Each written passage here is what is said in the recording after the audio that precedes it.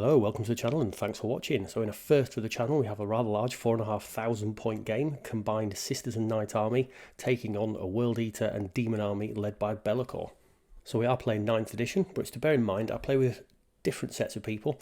A couple of guys I'm playing with in this game, people I know for 20 plus years.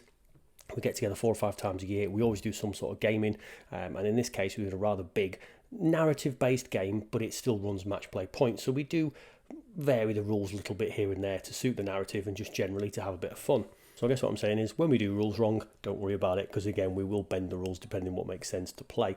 So what we're looking at with the Sisters, some of this you'll recognise from recent videos on the channel, so the Morven Vile, the converted Celestian Sacrosancts. Well, the bulk of the army was done at the start of 2020. We were involved in a little mini campaign and I was using a 2,000 point Sister army, so it has expanded with the recent releases. It is built around a core Argent Shroud army, and I don't drift into any of the Arcoflagellants or any of that kind of stuff. It is pure all power armour, with the exception I think of a priest. So it's a vanguard and a battalion, led, as I said before, by Morven Vile. So I've taken a fairly interesting mix of units, as you'll see across here. Nothing overly weird and wacky, fairly standard unit sizes. I don't break my units down into 5 strong squads. I do prefer to run that bit more narrative and run 10 strong squads of Sisters. All the normal Sisters squads have got 2 Stormbolters in, not running heavy weapons in the main squads. So I'm interested to see how it goes. Now they're a Painter, I'm going to be fielding them slightly differently to normal, because I normally field them with a lot of support, but the support characters are going to be running around with Vile and the Celestians. So here's the Knight Force, so a very nicely converted Knight Crusader to represent House Terran, and the Baneblade weapon from Baneblade kit on there is to represent the Thunder of Volturis, which is a special weapon. Canis Rex, beautifully painted, must get around to mine one day, and the force is finished off with a Knight Gallant. Onto the Chaos, you see here the Chaos in its full 4,500 point glory. This is split evenly between the 2 guys playing, whereas the Sisters were 3,000 points of the other army. So on to the Chaos Army. Karl the Betrayer with his unit of Berserkers that will be running in a Rhino. We have an Exalted Champion leading another unit of Berserkers in a Rhino, and Zufar the Impaler in his Terminator armour in the Land Raider. Heavily converted Brass Scorpion, very old school model this. I think he did this about 15 years ago, as he did the rest of his army. Amazing what you find in a loft when you're going through lockdown. And here's Belakor, the brand new model, beautifully painted, running with his demon focused force. It's interesting, you've got to take a different demon unit from each of the different powers to represent Belakor's kind of mastery overall. So it's really interesting little units he's put together. Biggest unit being a unit of 30 Bloodletters, and then finishing off with the Chaos Knight, which is a conversion using a Cromlech armor kit with the Knight Despoiler. Final one, Forge World model here for the Kaitan Demon engine, which kind of hops between both forces. Looking forward to taking that one down. I said before, this is something we do 4 or 5 times a year. We run big games, we have a lot of smack talk on a WhatsApp group in between, so really looking forward to seeing how this one went. It's important to note, I haven't used Morven Vile, I haven't used the Paragon Warsuits in game, these guys haven't used Belakor. This is the first time this Chaos Army for the core has been on the table in about 15 years. You found it in his attic in lockdown. So look, this is more about a bit of fun. We'll talk you through it as we go. There'll be bits of video footage, there'll be little bits of clips, so I hope you enjoy the battle that I'm about to talk you through, and hopefully you'll enjoy it. Like, comment, subscribe, all that kind of YouTube jazz. So we're playing for fun. We do go for missions. We're going for incisive attacks. There's 4 objectives to be grabbed on the battlefield. I've taken defend the shrine as my secondary objective. They've taken bring it down to take the big stuff and get more points. This is how we play, or how I play particularly. Books out on the ready. We use jelly sweets for command points, which you top up with the big bag we've got. So let's get on to the first turn. So first turn deployment, as we can see here from above, I'll keep showing you top-down views as we get to certain stages. Fairly spread out deployment, the army's having to mingle a fair bit as we go. So looking at the Chaos flank, the left flank as I'm seeing it, we have the Kaitan Demon engine, Belakor, the Bloodthirster. That's quite a powerful little flank, all hiding behind a building though, obviously worried about the Sisters' firepower. The centre of battlefield is held by the Knight Despoiler and the Brass Scorpion, so again fairly powerful little units in the centre with just some demons knocking on the side. That is a very nice Brass Scorpion, converted many years ago with a couple of Defilers I believe, so yeah, lovely. Forge will do a version of it, but obviously there's a homemade one, so always more interesting. And then the right flank is where the World Eaters are, so we have the Land Raider, the 2 Rhinos, obviously full of the Khorne Berserkers, and just the unit of Chaos Cultists on the right flank. So the Imperial deployment, this will be the last time you see anything from the Chaos perspective, because obviously Imperial for the win. And again, fairly spread out. I've left what to them is my left flank fairly weakly defended. We've got the Immolator with a Retributor squad of multi-melters in it. We have the Exorcist, because these guys want to take down that Chaos Land Raider. Also a unit of sisters there to objective grab. The knights are deployed centrally. The kind of subplot we were talking about amongst us was that these knights, Canis Rex in particular, wants to take down that Chaos Knight, you know, an affront to the noble house. The right flank from their perspective is the sort of heaviest flank. We've got the House Terran Knight, we've got Morven Val, we've got the Celestian Sacrosancts all going off against Belakor. So first turn, general advance. The Dominions advance forward in the pre-turn move. The Chaos did get first turn. General advance across all flanks, although the Knight Spoiler hung back, obviously afraid of the firepower. Belakor moving forward and getting into the fray there. Now, I said my right flank was left fairly weakly defended, just a couple of sister squads. Unit of 30 Bloodletters appearing on that flank is quite scary. Brass Scorpion opens up, rolls 3d6 for its cannon roll, only manages to roll a 7, which thankfully did absolutely 0 to Canis Rex. It does have a 15-shot Scorpion sting though, so it opens up on Canis Rex there. Did take a few wounds off it, not as horrific as obviously I'd feared, not as good as he had hoped, so we can see definitely sort of heavy armour clash in the centre going on there. It's important to note we all do use Battle Scribe to sort of track our armies and track our wounds on the sheets, but you know, other army lists are available. I said before about Repentia bombs, definitely been used before, and the Knight Despoiler opened up with all its weaponry on my 3 units of Repentia on my far left flank. Now, he wasn't to know I wasn't going to back it up with support units, but that did tear through the Repentia, because obviously 2 of those Avenger Gatling cannons, not particularly tough unit to shooting at. The Invulnerable Save, yeah, it's nice, but it did rip through them. So the casualties at the end of the first shooting phase, we've lost stuff from all 3 units of Repentia, we've lost half a Dominion squad, and we've lost someone out of one of the Heavy Bolter Retributor squads that were deployed on the unit. So a rather weakened Repentia squad there, and he was real happy with himself because he was like, he's seen what these Repentia have done before. They've dropped knights out of his army, so you know, all happy, but this wasn't the plan. Now we have the centre knights facing off against that knight and against that Brass Scorpion. Slightly intimidating because Brass Scorpions, you know, they're a bit of an unknown quantity. And the right flank, we're looking at the Land Raiders and the World Eaters there facing off. So what's going to happen now? We move into the combat phase. 30 Bloodletters facing off against 2 units of Sisters of Battle. He's popped the stratagem Banner of Blood. So actually, pre-battle you take this, and first charge you can do 3d6. He got 8. The charge doesn't go in, but devastatingly, he's got an Instrument of Chaos, adds 1 to the charge roll. 30 Bloodletters get into 2 units of Sisters of Battle, rip right through them, and then consolidate into the Rhino that was hiding behind the building, which has got my Celestian squad in there, so pretty devastating. Right, so it's the Imperial turn 1, and it's advance on all flanks. Rhino that was surrounded by Bloodletters gets forward. Every single unit advances towards the enemy, apart from the Exorcist, which holds its ground to shoot the Bloodletters.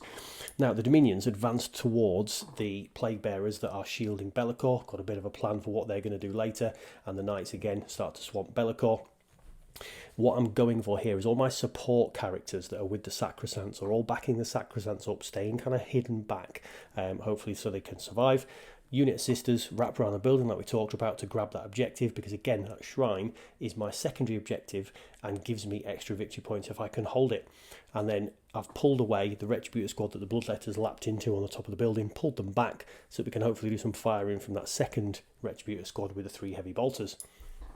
This is now cheeky strat time. So Cleanse by Fire, it's 2 CP, 2 Jelly Sweets eaten, which means the random roll on those Dominions Flamers isn't random, you get max. So I've got 4 Flamers in that squad, plus the Sister Superior with the Bolter Flamer. Now, unfortunately, at this point, I completely forgot that these Flamers are Strength 5, not Strength 4. One of those things, look, first time I've used the army under the new codex, and I definitely won't forget next time. So this is a lot of dice. Now you can see here, obviously there's quite a few 3s in there, which in hindsight looks a wonderful thing, would have got me a few more wounds and potentially could have swung the game. But this is the importance of practicing. So, you know, if you're ever going to go to a tournament, not a friendly like this, practice with your army. So, decent amount of wounding. Unfortunately, he made a decent amount of saving. Didn't really whittle that unit down anywhere near what I had hoped, and probably could have taken a few more down actually if we'd have remembered what the strength was. So onto the House Terran Knight, now firing at Belakor, again with the Thunder of Vulturis. This is the Warlord for the Knight faction of the Imperial Army, so it's an extra upgrade. It's a 2d6 weapon, strength 9, d6 damage, 8 shots, fantastic. I'm thinking this is going to do some significant damage to Belakor. Excellent. It didn't. So Bellacor's -1 to hit, he's -1 to wound. He's toughness 7 anyway with 16 wounds. We didn't cause a single one. So over to the right flank, we've already fired with the Immolator and the Exorcist at the Land Raider. Grasping at straws, I pop a CP to do Blessed Bolts at the Land Raider. Still doesn't wound it because one wound with all of that. So on to the combat phase. Let's hope we can do a bit better in this. So it's a general charge on belakor for those who can get in. The knight goes in, the Celestian Sacrosancts pile in to the Plague Bearers. Just a general pile in, and let's hope we manage to do something. The two knights charge the Brass Scorpion, who then rears up and tries to take them down as well. And over on the right flank, possibly foolishly, I decide I'll charge in with the Retributor squad and engage the Bloodletters. Started the combats on the right flank. Want to get the less interesting ones out of the way first. What you can see there is the end of the combat. He rolling a 1 and popping a load of demons back into his unit. Not what was intended. I lost 4 out of the 5 Retributors. He ended up with a bigger unit in the end of it. That's really not what we want. So fighting now onto the Brass Scorpion. Now, we left the Brass Scorpion with 2 wounds left with the final D6 wound roll that we took. So we popped a CP, we rolled the 5 wounds. Brass Scorpion dies, which is fantastic. It blows up 7 inches because he's already rolled for the explosion off camera. And that explosion clips the Land Raider, the Rhino, it clips the Sisters units, it clips the Knights, but it's gone, it's not hitting me back, and that's exactly, what we need in this situation. So that D6 mortal wounds did hurt a little bit on the Sisters, it hurt the Knights a little bit, but it's not going to hurt as much as that Brass Scorpion hitting back, and that was a critical thing to take down at this part. So, end of the combat phase. We've not shown the combats with the Celestians under the flanks, it was just fighting against Plague Bearers, but we wiped out the Plague Bearer unit. The Smallpox Scrivener surrounded by the Celestians, and some little bits of combat going on with the Furies there on the night, as you can see. So the Bloodthirster, belakor, still not engaged. This next turn is going to be fairly pivotal as to what happens. Celestian Sacrosancts performed really well, tore through that unit. Again, they've got supporting characters behind them. The Priest is actually in there, and it's done the song of extra attacks like they do. And as we end the turn there, the Knight had consolidated into that Chaos Rhino that's got the Khorne Berserkers in it, and on top of the building with the Bloodletters, we've still got that combat kind of going on. So as we then move into Chaos turn 2, this is what the scenario looks like. So a general Chaos advance again, Demon Engine comes around the corner, the Kaitan, the Bloodthirster moves down obviously to engage the Knight. The Chaos Knight backs off away from Canis Rex, obviously to use its firepower, and then all the Khorne Berserkers deploy, and those Chaos Cultists move towards the Rhino. So again, a general advance on all fronts for the Chaos. That's what we're looking at here. Fairly packed in. It's amazing how fast death, destruction, combat happens in the new 40k, especially on a 6x4 board, to be expected. Kaitan the Betrayer coming out there to come and have a go at this Chaos Knight. Let's see how they go. My perception of World Eaters is they're fairly fragile. They're the firstborn Marines, effectively, 1 wound wonders. My opinion on that was about to change when we get to the end of this turn. It is going to be particularly bloody and brutal. So we hit the shooting phase, and the Chaos Knight opens up on Canis Rex. He'd upgraded it with Dark Forging and Bold Tyrants, so effectively the Bold Tyrants gives an extra AP against Canis Rex. Can be quite useful, that, because the difference between saving 3s, 4s, it can really make an impact, and it is definitely starting to whittle Canis Rex down. He very much is buying into the little subplot we spoke about at the start of the game about Canis Rex wanting to take this knight down. That's the sort of thing we love in game when we do that. So the Kaitan Demon Engine, the Kaitan Ravager, opens up with his Gatling Cannon, which is heavy 8, quite effective, whittles down a few more of the Repentia. Then the entire Khorne Berserkers and the Land Raider open up on that Immolator, and they drop it. They do take it down. Lots of fire coming from plasma pistols from various people, all the kind of shots. It is quite a resilient vehicle, but there's not a lot you can do from when that kind of weight of fire does get destroyed. I deploy the Retributors quite cheekily, 3 inches from the back of the vehicle, so they're as far away from that Berserker unit and that Lord as possible, in the hope he's going to try the charge. He does try the charge, the unit doesn't get in, the Lord does. We debated on whether the unit should come with him, because obviously, but we thought, well, let's play the rules. I did pay an Overwatch fire and shot him in the face with a multi-melter and killed him, which was fantastic. Right, so now this is how we're engaged at the end of the Chaos turn 2. belakor, the Bloodthirster, the Kaitan Demon Engine is in. On the night, we have the unit of Khorne Berserkers, we have Kaitan the Betrayer in there. The Chaos unit led by Zufor the Impaler is in, and then we have that mass of bloodletters on that sole remaining sister, and the cultists have gone crazy and piled into that rhino. So quite a berserk combat going on, which is fitting considering we're playing Khorne. Kaitan the Betrayer revving up Gorechild there. He's paid a CP for Stoke the Nail, so the Death of the False Emperor ability takes place on a 5 or 6, not just a 6, so it boosts that kind of ability, and he starts ripping through this knight. My saves don't go particularly well. You know, we drop down, we're on to about 8 wounds at this point. I'm thinking, well, we might be fairly resilient still. I'm fairly sure that, berserkers aren't that hard. This is the amount of attacks that 8 berserkers get. It's bonkers. So many extra rules that boost when they charge. Horrifying. That's a cracking dice roll. And that Chaos Knight is torn to shreds by the additional attacks that these guys are generating from the 5s and 6s for the Death of the False Emperor.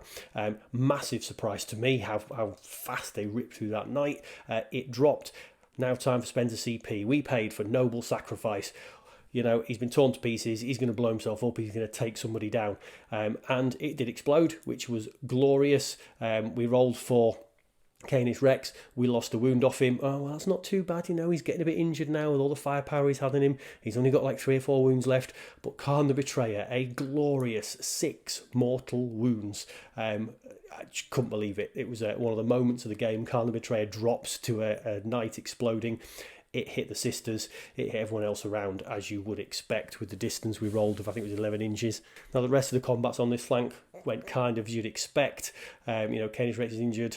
The Berserkers have dropped the knight. The Lord's unit and the Berserkers tore the way through the 10 sisters, and the Bloodletters completely finished off the Retributor squad that was still on top of the building. So kind of as you'd expect on that right-hand flank, with the nice surprise of taking Kaitan the Betrayer down with that explosion. So over on my left flank, we have the Kaitan Demon Engine, we have the Bloodthirster, we have belakor fighting the knight, and we have the Furies down there on the remnants of the Retributor squad. So quite effective. Now belakor, we've never used him before, but he is a absolute attack monster. Now the Demon Engine did roll first and took multiple wounds off this knight, but belakor went for his piercing strike with his 6 attacks. They all hit, they all wound. They are D3 plus 3 wounds each time. 28 wounds, and he literally, as you saw there, tore the knight's face off.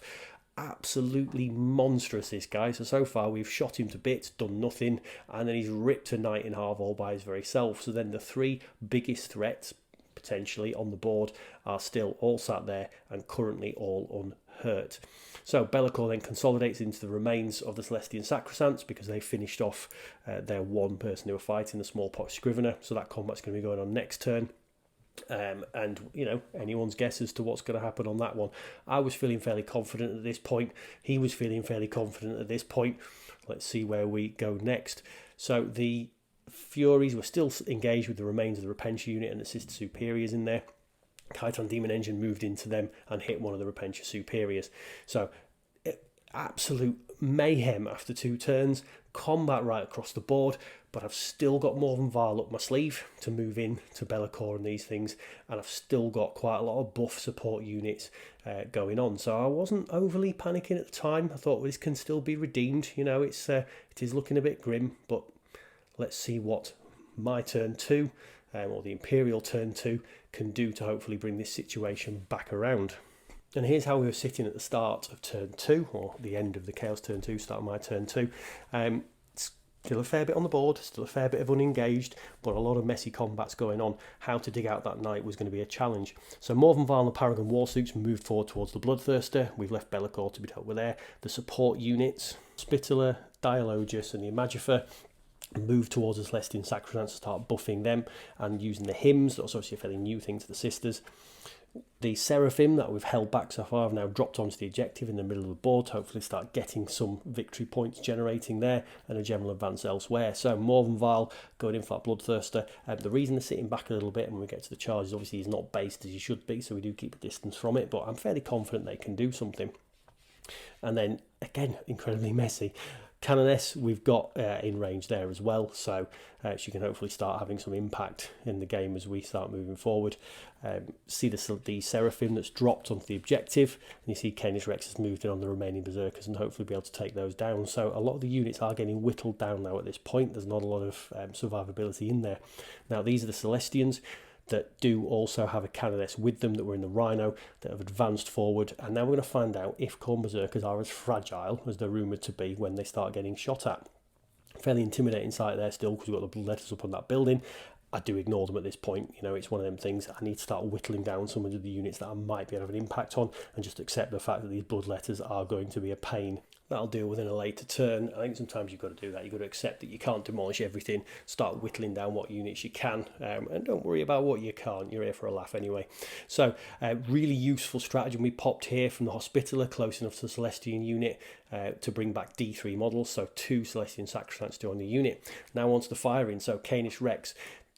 2 options you can shoot his Las Impulsor with. One, I've gone for the anti-personnel one, so 11 shots on the Khorne Berserkers that are left. Strength 6, but wipes them out quite happily. Another unit dealt with, which was really pleasing considering Canis Rex isn't particularly healthy at the time, so I was quite pleased that got done.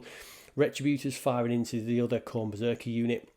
Again, down to 3 models here. We've already used the Cherubs when we were doing the Overwatch fire on the Lord you saw before. Whittles them down slightly, but nothing too impactful. So you can see my units getting less and less effective as I'm losing models. The Celestians, though, firing that full strength unit Khorne Berserkers worked beautifully and dropped them down to 2 remaining models. So as we look at where we are in the assault phase, so engagement across all fronts again. Paragon Warsuits and Morven Val going in on the Bloodthirster. Belakor is engaged with the Celestians. Canis Rex charged into that Rhino. The Celestians couldn't charge because they advanced to be able to get into shooting range, so they're kind of sitting duck sat in the middle there, and we've got no real combat coming on this right flank, but obviously that's going to be next turn. The Celestians advanced, but the Canoness didn't, and the Retributors didn't, so they piled in. Let's give that a shot and see if we can do something to Zhufor. We took the Berserkers down. Zhufor the Impaler stayed.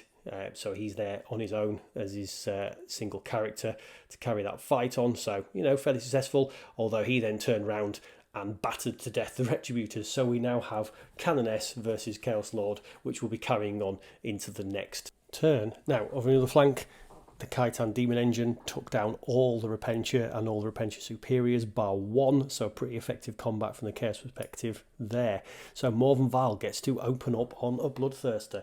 5 attacks, she hits on 2s, every single one hit. Now, strength 5, but we're going for the lunging strike, so it's strength 8. Now, quite happily, we get all of them wound, so 5 wounding hits. I love the fact you've got optional attacks with weapons. It's a fairly common thing nowadays, using 2 weapons in each different way. Now it's lunging strike. Each wound, it counts as 3 wounds. He has already been injured because we shot some multi-melters at him in the shooting phase, which we didn't quite talk about, but, you know, softening him up. And really happily, Morven Val's first experience in close combat skewers a Bloodthirster, sends it back to the warp, justifying, in my eyes, her escalation to a High Lord of Terror. Now, this is the Celestian Sacrosants facing off against Belakor. Now, they're a pretty effective unit in their own right, because 2 attacks, you know, the maces give them strength of 5, which is good, but the strength has been buffed because we've got the banner nearby. They've got an extra attack because of the priest, so actually does fairly well. Takes Belakor down to having 4 wounds, and that's from, you know, he's only lost a wound at that point, so pretty impressed with how they did, considering, you know, he is a major character. So I was quite confident at this point, but then obviously, you know, when you hit somebody and you feel confident, they're going to turn around and hit you right back. So this time, rather than going for the higher strength attack where you get less attacks, he's gone for the sweeping strike, so he gets now 12 attacks back at these sisters, which is pretty pokey. He is a nice character. Look, I've got 4+ saves from my Sacrosanct Shields, Invulnerables. I'm feeling fairly confident that I'm going to keep the bulk of this unit alive. But obviously the question is, can I survive the actual Chaos turn?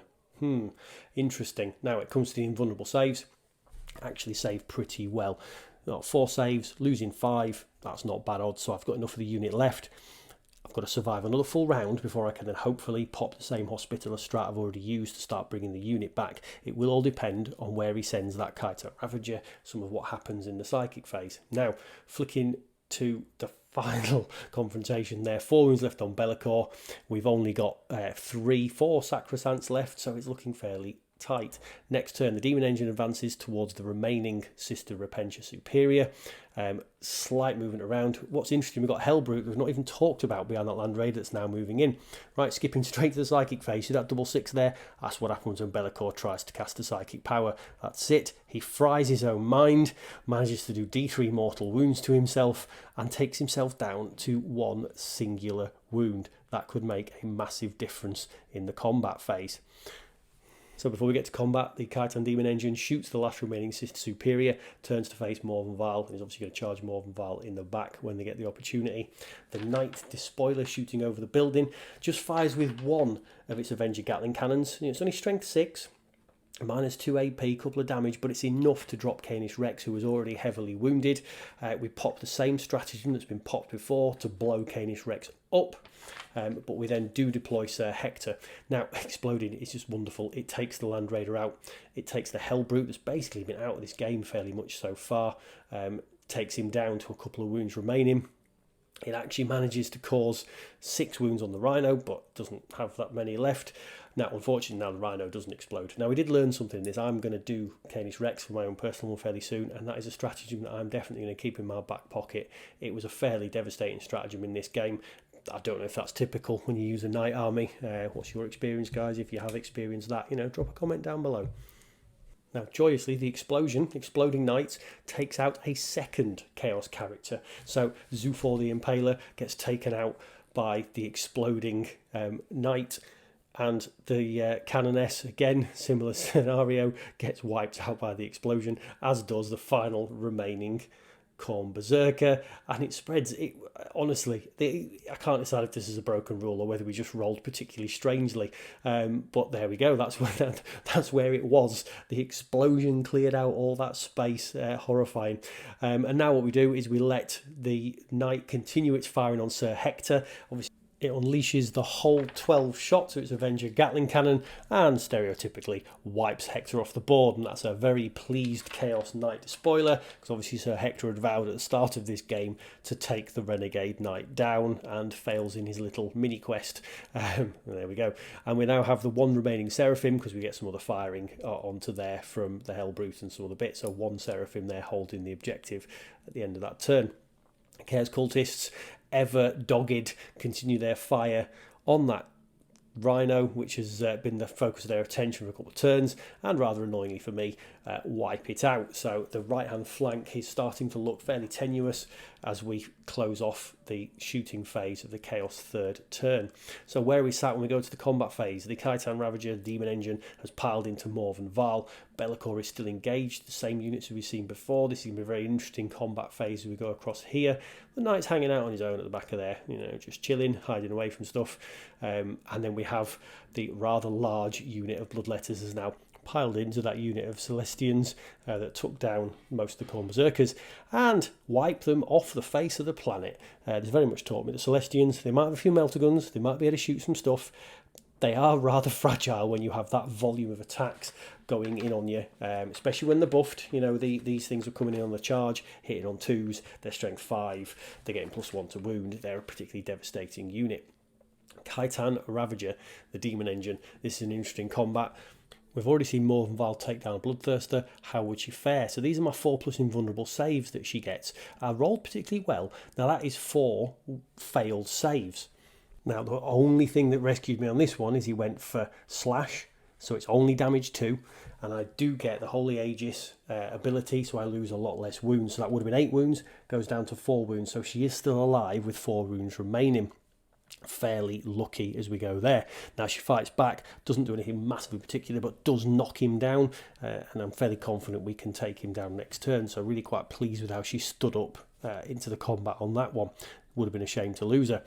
So over to Belakor fighting there. He split his 12 attacks in between the Canoness, the Celestian Sacrosants and the Priest that's in there. Fairly sensible strategy to do this because the Canoness can take Belakor down, as could any of the units, and he's trying to just whittle those characters down. Now he does. He takes the Canoness down, which was a shame, bit of a surprise for me for that to happen.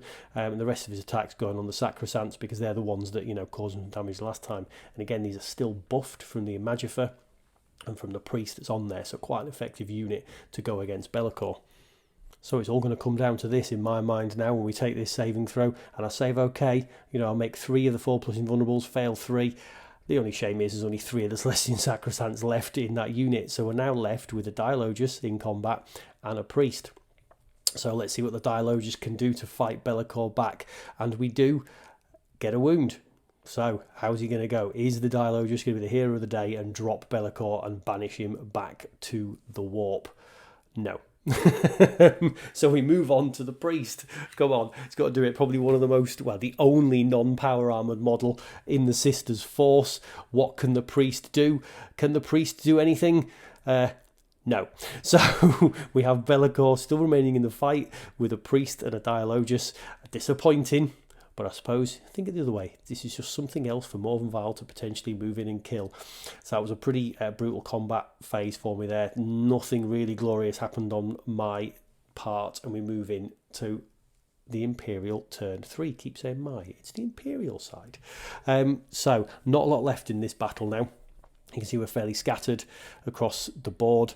The left flank, from my perspective, Morvenvile on the Kaitan Demon Engine, a unit of Paragon Warsuits unhurt. The support characters, as I call them, they're facing off against belakor, looking pretty grim. Middle of the board, we've still got a fairly solid Knight Despoiler. We've still got the Hellbrute there and a small unit of the Tzeentch Demons. The right flank, we've got a Rhino, nothing in it. We've got a big unit of Bloodletters, and we've got the Chaos Cultists. Now, from my perspective, I've just got one Seraphim, and I've got the Exorcist, so I'll pull the Exorcist right back. The Seraphim jumps to hopefully go and grab the other objective. I want to get some distance from the right-hand flank now, so that I'm not going to get swamped there. Pull back, because I believe I can win this flank, because I've got Morvenvile and the Warsuit and all the buff characters, so I think I can hold it. I've just got to keep the right-hand flank from swamping me. Because again, we are just down to the Sisters portion of this army now, but I suppose that was to be expected because I had 3,000 points. The Allied army was only 1,500. So as we move into the final stages of this battle, I fall back with the Dialogus and the priest away from belakor because, look, I'm not going to do anything to him. We've already seen that. And we shoot him in the face with a multi-melter from the Paragon Warsuits. Bye-bye belakor. Not a glorious way to kill him. Would have been nice to kill him in combat, but hey, killing him is killing him. The Exorcist fires across at the Hellbrute, doesn't really do a great deal. The Exorcist has been a bit of a letdown in this game, if I'm entirely honest, and it's time to charge. So we pile into the Kaitan Ravager with the Paragon Warsuits, and hopefully we'll engage with these here. Now, as it happens, we didn't really need the support of the Paragon Warsuits because Morvenvile, again, she is a particularly powerful character. Really liked how she performed in this game so far. I mean, obviously I mispositioned her to start with. She didn't do a lot in the first phase, but, she is pretty nice. Now, I've still got a Paragon Warsuit unit to fight against this Demon Engine, so Morvenvile has whittled him right down where hopefully, the Paragon Warsuits should make a decent job of it. So I've equipped my Paragon Warsuits with the maces. I know you've got various weapon options you can do.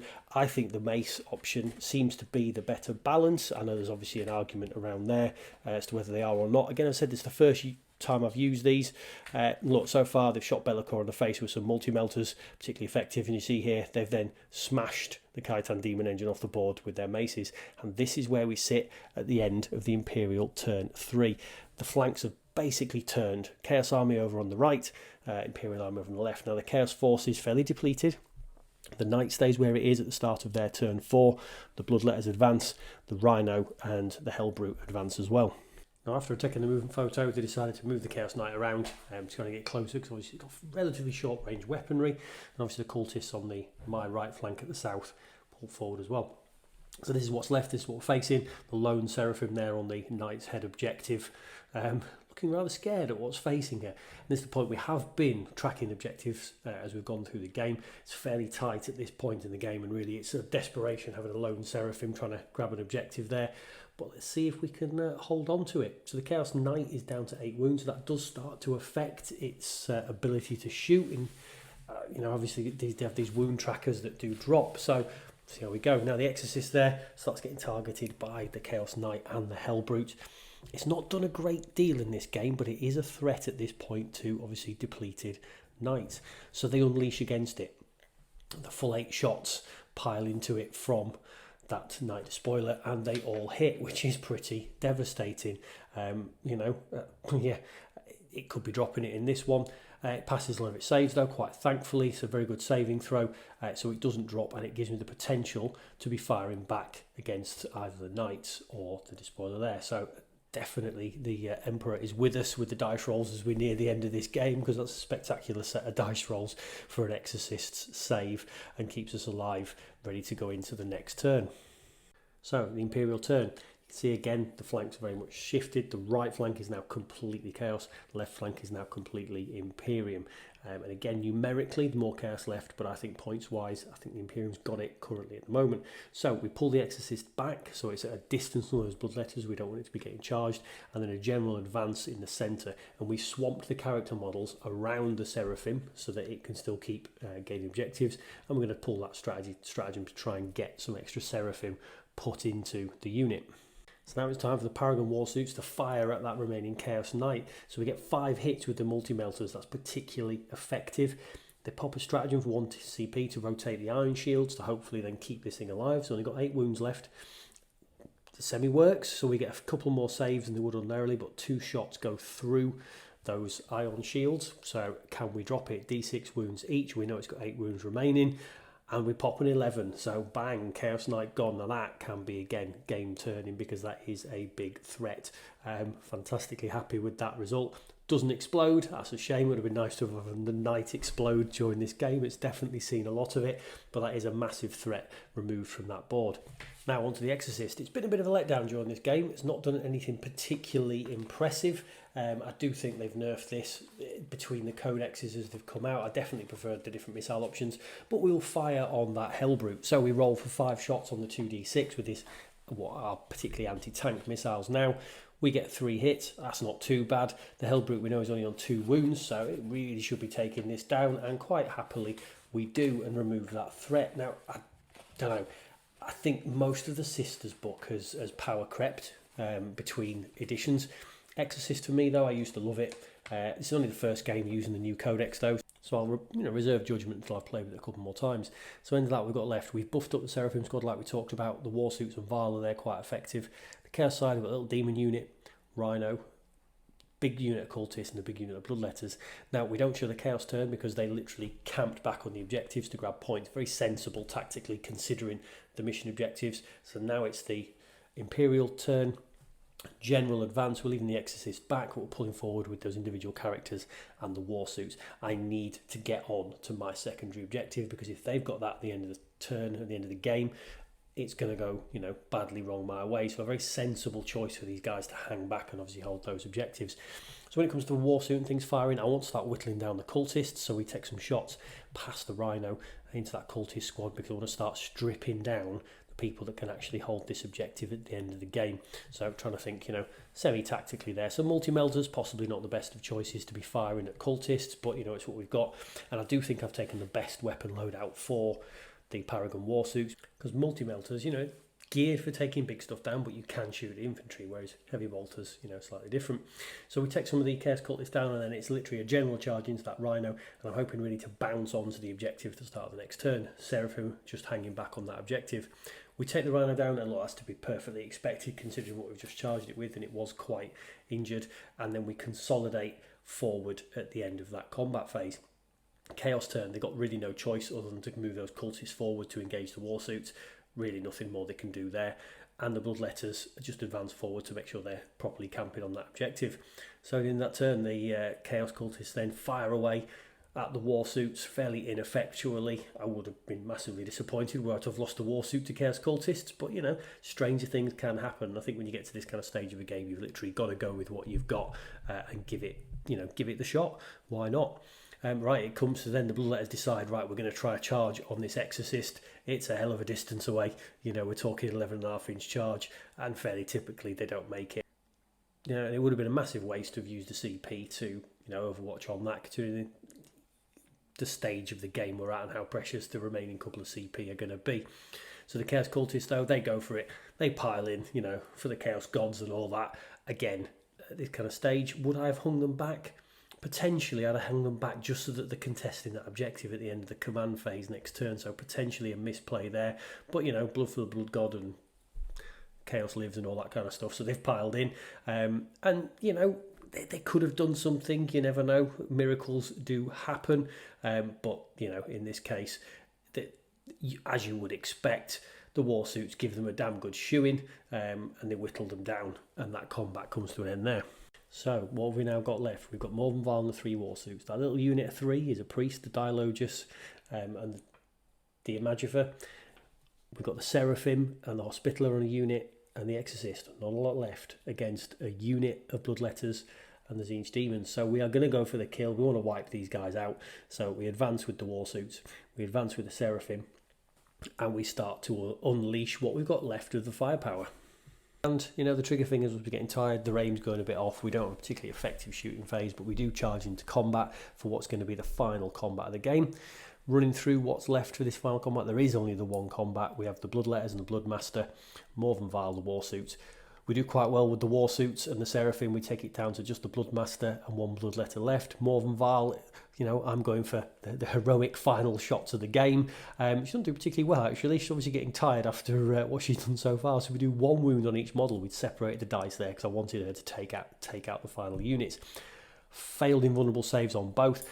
Bloodletter gone. Bloodmaster is actually left with wounds surviving. He fights back, he takes down the Seraphim, all hit, all wounded. I fail on my saves. And this is where we're sat at the end of the game. This is what's left surviving on this battlefield. Brutal, savage. You know, yes, the table was a bit small for 6x4 for 4,500 points, but look at what's left. We have a damaged Exorcist, we have an Imagifer, a Priest, a Hospitaller, a Dilogus, Morvenval, who's injured, and 3 Warsuits. Absolutely brutal. On the Chaos side, we have a Bloodmaster left with a single wound and a unit of Tzeentch Demons. I have never played a bigger game, so absolutely brutal coming to the end of it. That's possibly a reflection of board size, like I've said, but also possibly a reflection of 9th edition, very close combat, melee focused, pretty, you know, savage games. Now, objective victory points make a massive difference in this. That can swing victory or defeat. 46 to the Imperial, 40 to the Chaos, so a victory both in terms of victory points itself and models left. So first battle report, hope you enjoyed that. Hope the rambling wasn't too much. If you liked it, like, comment, subscribe, all that kind of YouTube jazz, and hopefully I'll see you next time.